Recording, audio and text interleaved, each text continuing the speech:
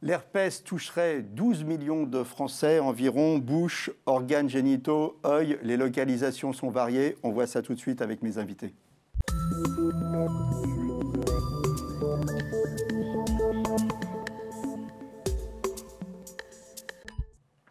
Alors avec moi sur le plateau, Marie-Estelle Roux. Marie-Estelle, vous êtes dermatologue et notre témoin, Karine. Karine, vous avez gentiment accepté de venir témoigner, nous parler de votre expérience de l'herpès. Alors l'herpès, c'était quand la première fois? Vous étiez gamine quand vous en avez eu la première fois? J'avais 3 ans.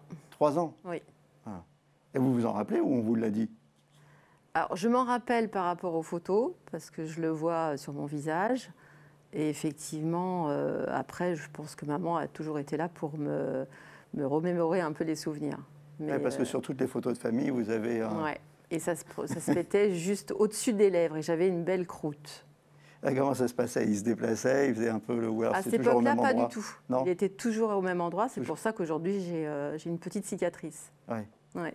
Bon, on ne voit pas, on a le masque, hein, remarquez. En Non. même temps, c'est pratique, hein, le masque. Hein. Voilà, hein, ça sert à beaucoup de choses, hein, le masque. Alors, racontez-nous un peu comment ça se passait, comment ça se manifestait. Il se déclenchait à chaque fois que mes parents m'emmenaient au ski, ce qui était particulièrement bizarre.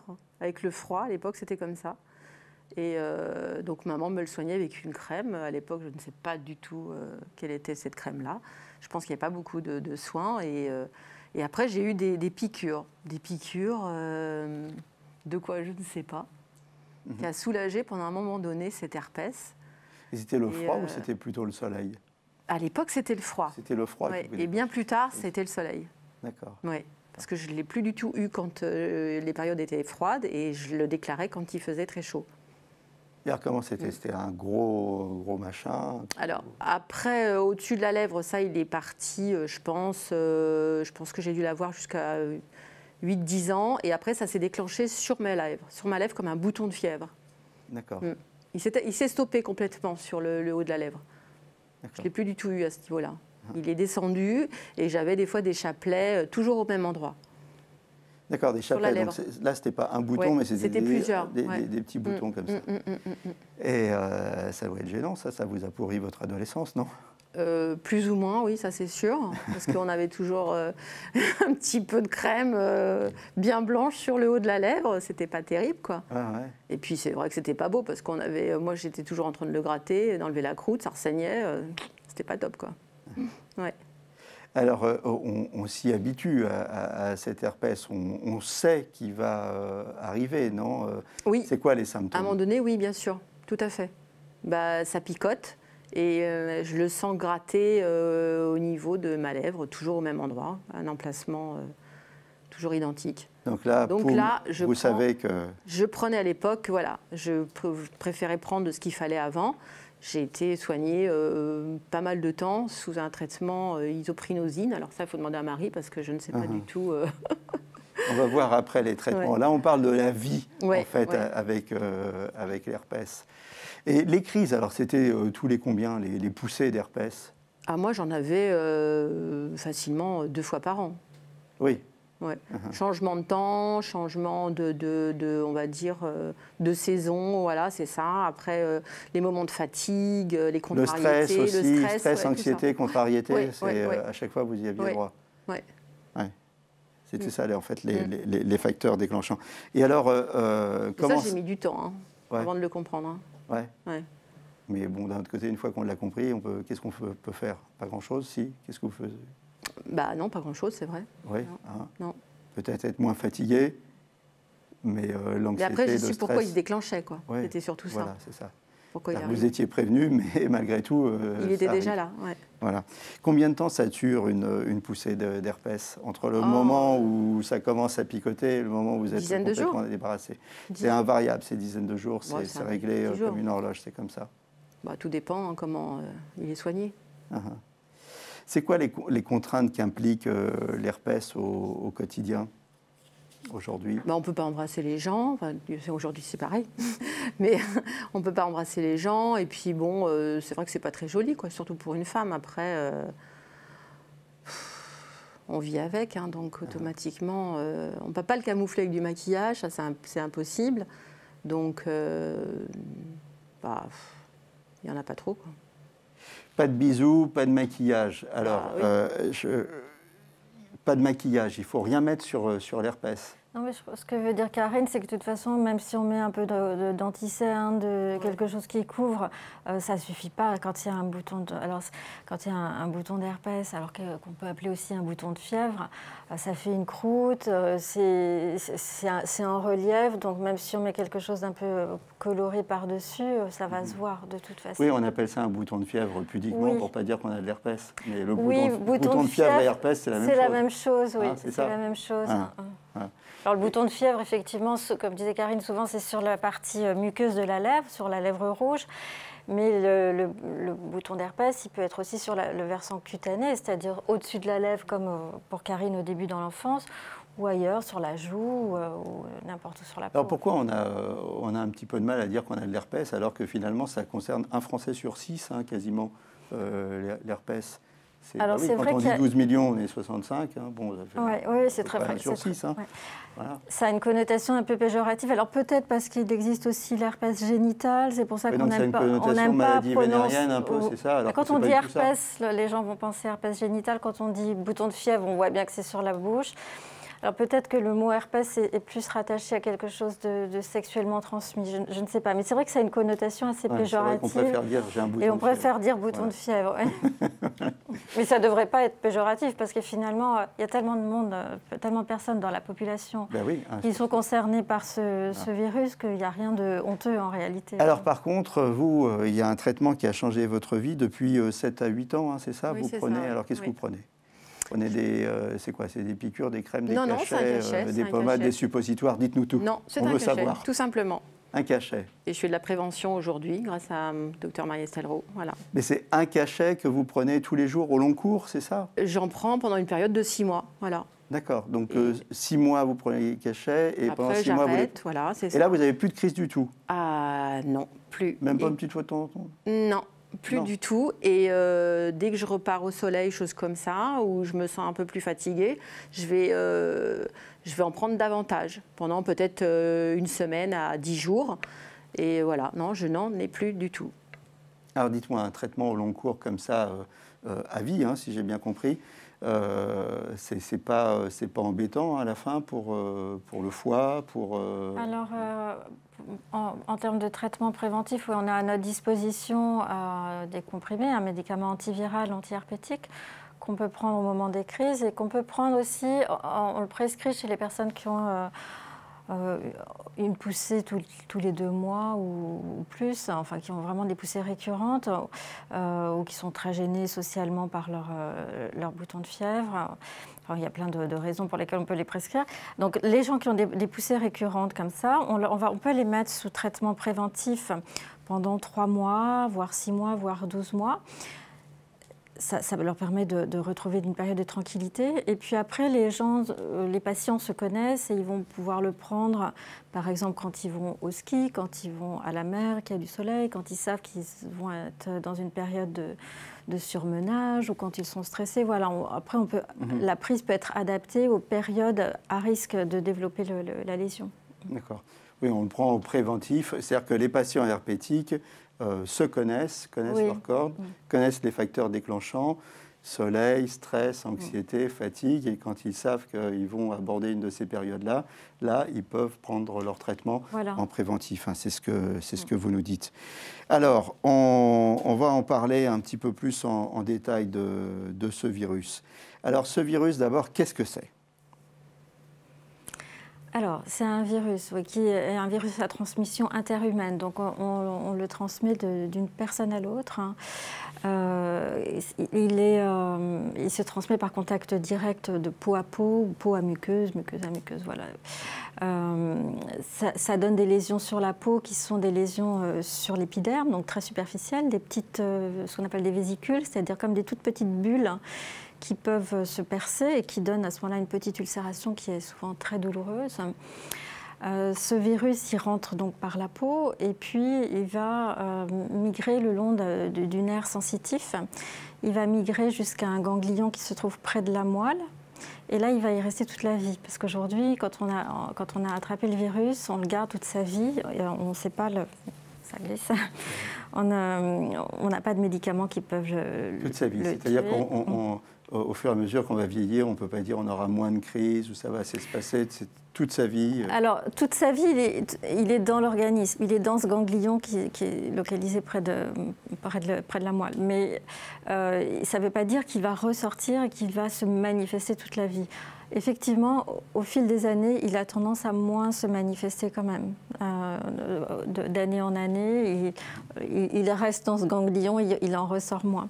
Alors, au moment des récurrences, quand le virus ressort, il va migrer le long des nerfs par lesquels il est allé se loger dans le ganglion. Et donc, il va toujours revenir sur le même territoire cutané que là où il s'est manifesté la première fois. C'est pour ça quand on en a... Il revient toujours sur le même territoire. Ça veut dire que quand on a de l'herpès labial, ça ne veut pas forcément dire qu'on aura de l'herpès génital et de l'herpès oculaire. Par exemple, vous avez que de l'herpès labial. Voilà, ça revient toujours. Pour Karine, c'était au-dessus de la lèvre et ça revient toujours dans le même territoire. Donc après, il a un petit peu bougé, il est descendu directement sur la lèvre, mais il n'est pas parti sur une autre zone de l'organisme. Alors, d'autres zones de l'organisme, justement, il y en a. L'herpès, il peut être aussi génital, il peut être aussi oculaire. On va regarder une première interview qui concerne l'herpès génital.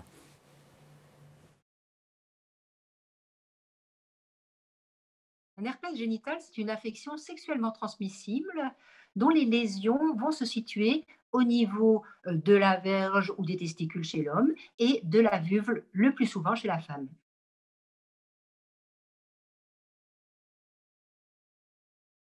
L'herpès génital est l'herpès virus simplex type 2. L'herpès au niveau de la bouche ou des yeux, c'est l'herpès type 1. Mais dans 30% des cas, lorsqu'il y a une liaison d'herpès au niveau génital, ça peut aussi être de l'herpès de type 1.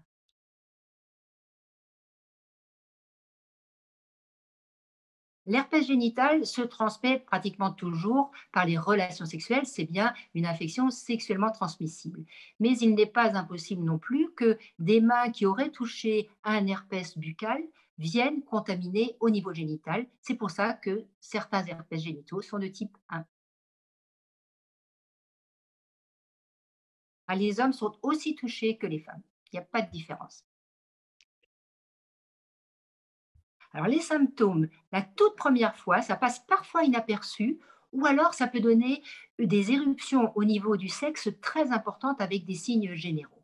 Mais le plus souvent, c'est une papule, c'est-à-dire un petit bouton rouge, chaud, un peu douloureux, qui va vite se transformer en une cloque, autrement dit une vésicule, qui va éclater, s'ouvrir, et à ce moment-là, ça va laisser la peau à vif. C'est ce qu'on appelle donc une ulcération. Et ça va être très douloureux. Malheureusement, cette lésion-là, une fois qu'on l'a eue, eh bien, le virus se mettant, on va dire, en veille dans un ganglion, à chaque fois qu'on aura du stress ou de la fatigue, eh bien, ce bouton-là va réapparaître régulièrement. Il guérit habituellement tout seul en 7 à 10 jours, mais si besoin, il y a un traitement, bien sûr.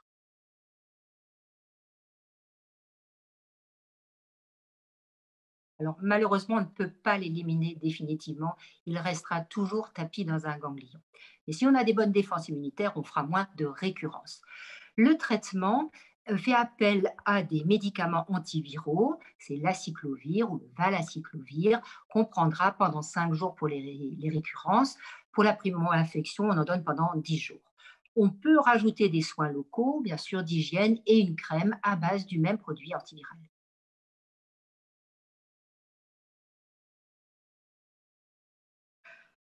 Alors, les rapports sexuels, quand il y a une lésion, une vésicule ou une ulcération, c'est impérativement avec un préservatif, puisque c'est là qu'on va être le plus contagieux.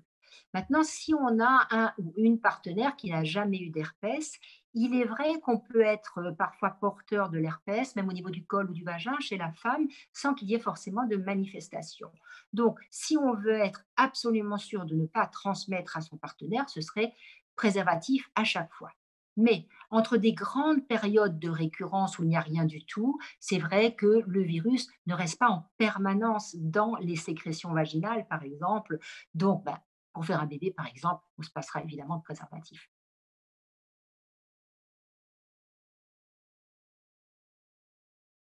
Alors, pendant la grossesse, on pourra traiter avec les antiviraux, on sait qu'on peut le faire en toute sécurité.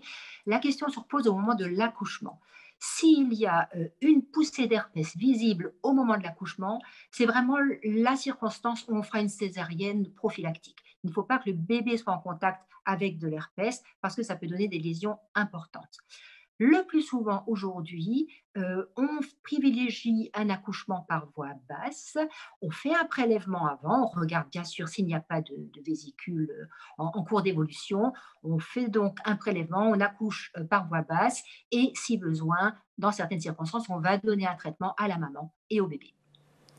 Docteur Marie-Estelle Roux, on a vu donc cette interview sur l'herpès génital.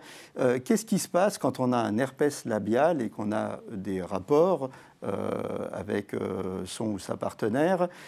Est-ce que l'herpès labial, dans le cadre d'un cunnilingus par exemple, peut contaminer la personne et déboucher sur un herpès génital? Oui, oui, dans les relations orogénitales, effectivement, il peut y avoir une transmission de la sphère orale à la sphère génitale, dans un sens comme dans l'autre, oui, tout à fait. Oui, donc il faut faire très très attention, oui, clair.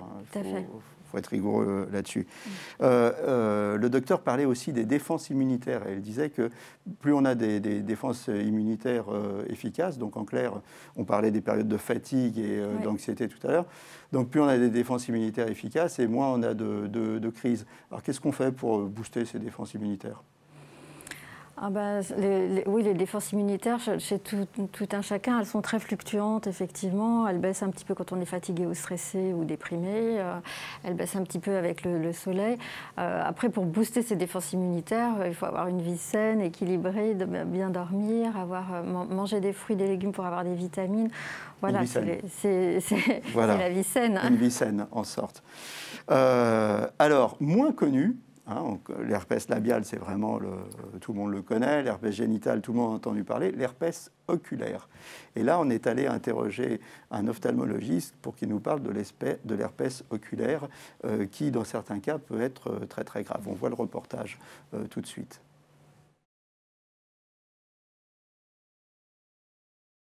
Alors, en fait, nous, les ophtalmologistes, parlons plutôt de kératite herpétique. C'est-à-dire que l'herpès au niveau de l'œil s'attaque essentiellement à la cornée qui est le hublot transparent qui est ici au devant de l'œil.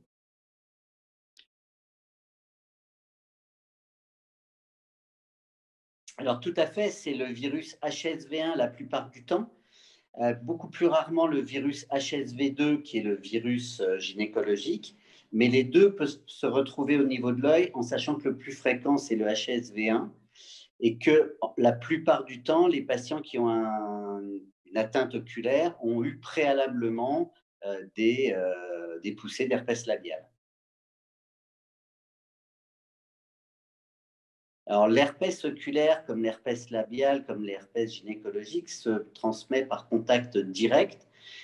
C'est-à-dire que ça n'est pas par voie aéroportée comme un virus célèbre que vous connaissez actuellement. Il faut qu'il y ait un contact direct. Et la plupart du temps, en fait, il s'agit d'une récurrence concernant l'herpès oculaire. C'est-à-dire que le patient a été préalablement atteint comme dans l'herpès labial. Et le plus souvent, c'est transmission d'abord avec une primo-infection, comme pour l'herpès labial. Mais il peut y avoir aussi un contact si on se frotte les yeux.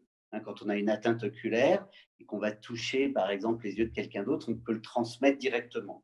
Mais c'est quand même beaucoup plus rare. Alors, c'est une très bonne question parce que, effectivement, c'est ce qui permet aussi de différencier une simple conjonctivite d'une véritable kératite. La cornée est 20 fois plus innervée qu'une dent. Donc, vous comprenez que quand il y a un ulcère, puisque l'atteinte oculaire, la base, c'est ce qu'on appelle un ulcère cornéen, ça peut être très douloureux. Si l'ulcère est minime, la douleur peut être minime, mais en général, c'est douloureux. L'œil est rouge, mais en plus, il est douloureux.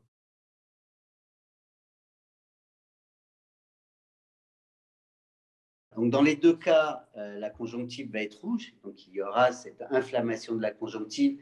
Une conjonctivite, ça n'est rien d'autre qu'une inflammation de la conjonctive. Mais comme là, on a une kératite, il va donc y avoir la douleur associée. Et puis, en fonction de l'endroit où se trouve l'ulcère cornéen, et vous comprenez bien que si l'ulcère cornéen se trouve ici au centre au niveau de l'axe visuel, mais il va y avoir une grosse baisse d'acuité visuelle. S'il est sur les côtés, il peut y avoir une simple gêne visuelle sans véritable baisse de la vision. Donc ça va associer inflammation, donc rougeur de l'œil, douleur et baisse de l'acuité visuelle.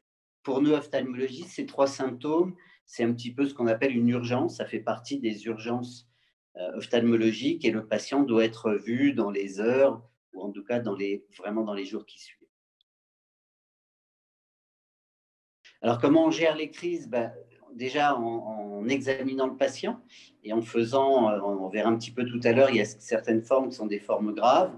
Donc déjà, de savoir, en fonction de la localisation, en fonction de la profondeur de l'atteinte, savoir si on a affaire à une forme légère ou une forme plus grave, en traitant le patient et surtout en lui donnant les conseils qu'on commence à bien connaître aujourd'hui pour éviter qu'il ne contamine quelqu'un d'autre. Donc les fameux gestes barrières, qui là ne sont évidemment pas le fait de porter un masque, mais d'éviter les contacts directs avec quelqu'un d'autre pendant toute la période de l'infection.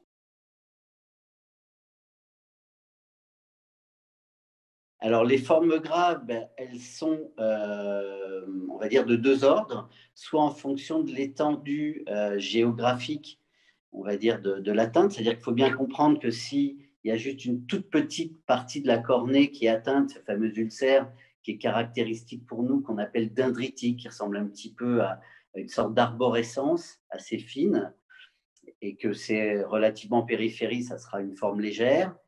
Si on a un ulcère qui est cette fois-ci beaucoup plus étendu géographiquement, ça peut être une atteinte plus grave, et surtout où ça va devenir les atteintes vraiment plus graves qui nécessitent des traitements spécialisés, c'est lorsque l'atteinte est en profondeur, atteint les couches profondes de la cornée, voire une inflammation profonde aussi, c'est-à-dire que là on ne parlera plus de kératite herpétique, mais d'uvéite, c'est-à-dire une atteinte du corps ciliaire, une inflammation profonde. Et là, évidemment, le pronostic est différent. Et le traitement est différent aussi.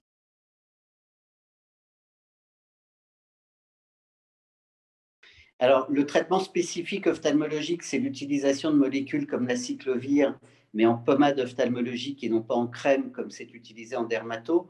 D'autres traitements peuvent être donnés aussi, des traitements antibiotiques, voire des traitements généraux dans les formes graves. Et bien évidemment, devant tout œil rouge, douloureux, surtout avec baisse d'acuité visuelle, il faut impérativement une consultation ophtalmologiste et bien évidemment, il saura vous donner le traitement adéquat.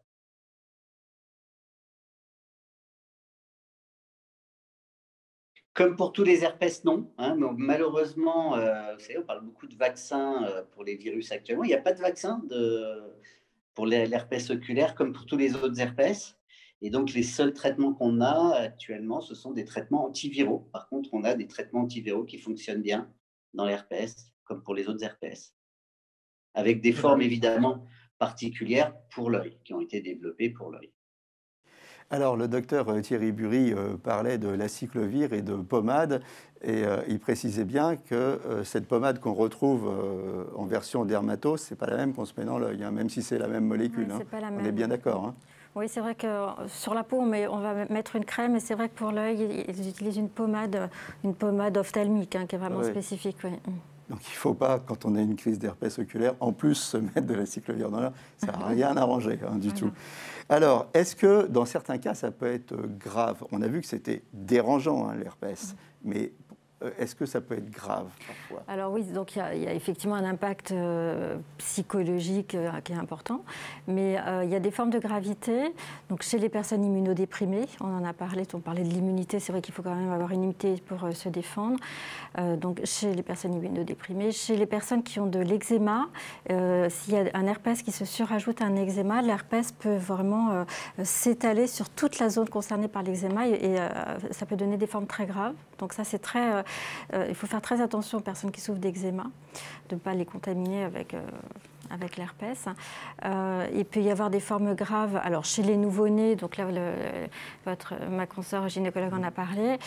Donc, l'herpès néonatal, qui serait quand le bébé est contaminé au moment de l'accouchement, il peut y avoir des formes graves. C'est très rare.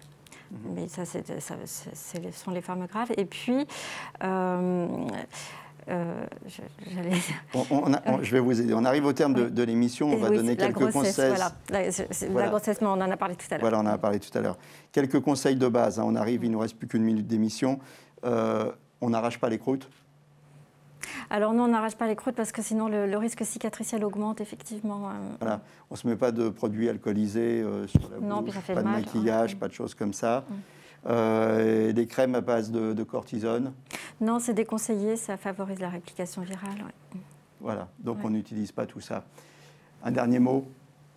Bah écoutez, moi, tout va bien pour moi. Tout va bien pour vous? Eh bien, c'est parfait, que ça continue. Non, mais c'est intéressant de savoir que on ne se débarrasse pas du virus, mais que grâce à ce traitement que vous prenez, qui est un traitement à la fois préventif et curatif, parce qu'on peut l'utiliser en pleine crise. Voilà, c'est ça. Mais en tout cas, grâce à ce traitement, on peut vivre débarrassé des signes visibles, en tout cas, de l'herpès. Merci à toutes les deux d'être passées sur le plateau de Capital Santé. Je vous dis à bientôt pour un nouveau numéro. Et d'ici là, portez-vous bien.